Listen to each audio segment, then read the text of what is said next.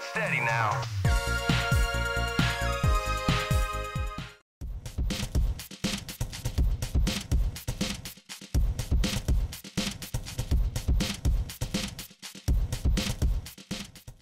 With CSI, Crime Scene Investigation proving a show of popularity, controversy and longevity in the 2000s, you could safely bet that video game adaptations would follow suit.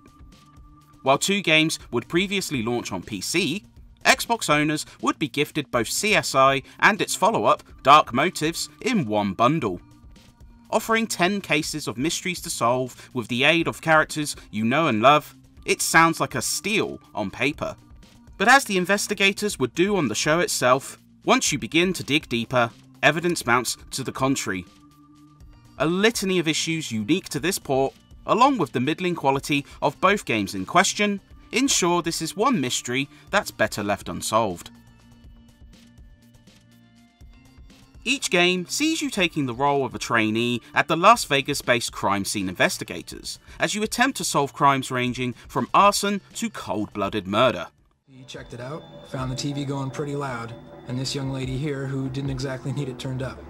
No signs of forced entry. These revolve around you exploring a variety of scenes and collecting key evidence. As you work alongside characters from the show, returning to base allows you to analyse clues in the lab, inspect the body if a case is a murder, and ask brass to search databases and issue warrants.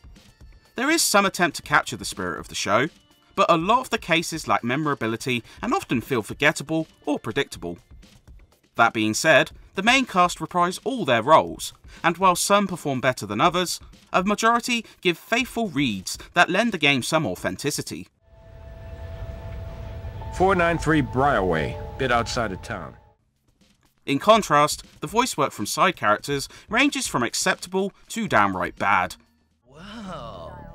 It's after visiting hours, but who's complaining?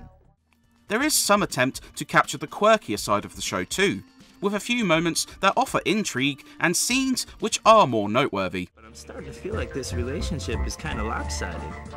I give, you take. How about I make it up to you by giving you this evidence to analyze for us? Somehow I don't think I'm making my point. CSI is a tale of 2 games, and sadly, neither is very good. The first game can feel like a treatment for insomnia at times, with its quintet of cases lacking challenge or longevity. You could likely clear these in a single sitting, and while sometimes progression can be blocked by missing the odd clue, most are lying in plain sight and make exploration more of a snooze than enjoyable detective work. We got a thin yellowish liquid with a pungent smell. I'm gonna pass on a taste test. How about you? Ironically, Dark Motives has the opposite problem, instead falling victim to some of the genre's worst tropes. Backgrounds can be murky and make spotting certain key clues incredibly difficult. Progression can be blocked if certain items aren't used in a specific order, and it becomes a frustrating exercise in combing over your items, talking to key persons, and repeating the process in every new area. It doesn't help that the interface and exploration feels rather cumbersome. Perhaps due to truncating the interface to a console controller, picking a tool becomes more exhausting than it should.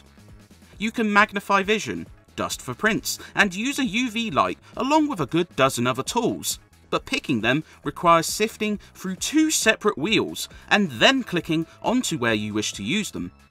It never grows to feel natural, and moving between scenes is just as awkward. Not only do you need to bring up a menu, but you must also sift between 2 separate menus, one for locations of interest and another for CSI locations, such as visiting Al in the morgue. It proves a nuisance in the first half, and little short of a nightmare during later cases when you inevitably get stuck.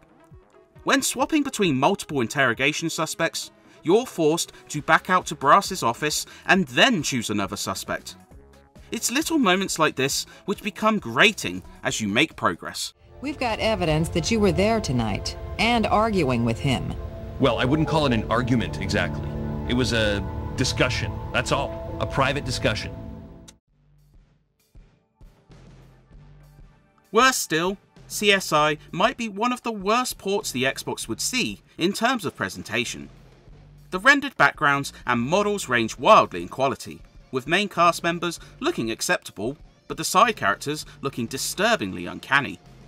You can tell some compression was needed to fit everything onto a single disc. Worse still, a number of distracting visual bugs pop up frequently. Red bars around characters, incorrect textures between characters and backgrounds, animation bugs, and mismatched voices stick out like a sore thumb, often producing unintentional comedy. The final case's showdown with the culprit is an attempt at suspense, except the antagonist's mouth doesn't move, and at one point, the voice of an NPC comes out of Grisham's mouth, proving intensely hilarious, the opposite of what was intended. But we're willing to give you a chance to put us in a better mood. So let's play truth or dare. Just leave out the dare part. Even the audio isn't immune to bugs, with music tracks sometimes duplicating over each other. That should do it for now. That should do it for now. Unfortunately for crime buffs, CSI Crime Scene Investigation's only foray on the original Xbox is quite the mess. While the two games didn't exactly set the world alight when they launched on PC, this ranks among the worst port jobs the console would see. Cumbersome to navigate, riddled with presentational bugs, and generally not a great deal of fun to play, the only mystery here is, why should you waste your time playing it? Even fans of both the show and point and clicks will have a tough time enjoying this game. Well, sure. Behind you all the way, 190%. Oh, except my desk? That's off limits. A lot of industrial espionage in the old TV world. Have to maintain my privacy, you understand.